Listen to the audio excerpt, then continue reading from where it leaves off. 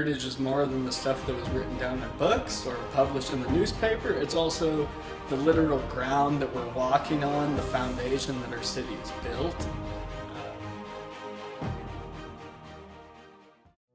Where you came from, what your heritage is, or if you were visiting here from another place and saw what the cultural background of our area is, you would learn to appreciate some of the different influences, some of the difficulties that people before us went through, like here in Pueblo, for example, we have the steel mill, and over time it lost a lot of employees till it basically quit producing.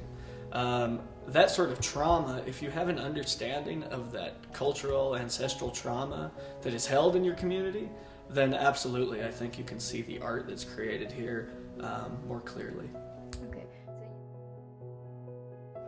This exhibit talks about some of the indigenous inhabitants of this area, and it goes pretty clearly through time, beginning with the paleo, or they're big game hunters, using atlatl spear thrower to take down mammoth and that kind of thing.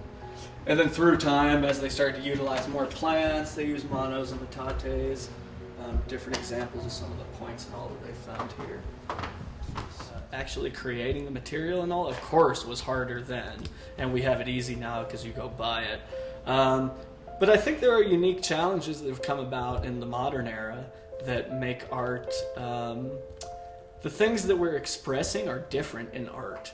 And there's all these social problems, political concerns, all these things that can be expressed in art that I don't know happened before we were in a global, multicultural world. Now, being that we're so connected to everybody, we have so many influences. If you were a native living in this area, say 1,000 years ago, your cultural influence was basically your ancestors, the people who had lived there the last 100, 200 years before you. Today we have, the internet, we have all these books, we have, you can buy an art book from any part of the world, you can listen to music from any part of the world, and that can be inspiration for you. So taking all of those different pieces and distilling it down into a piece of art you can call your own, I think is as difficult as it was back then.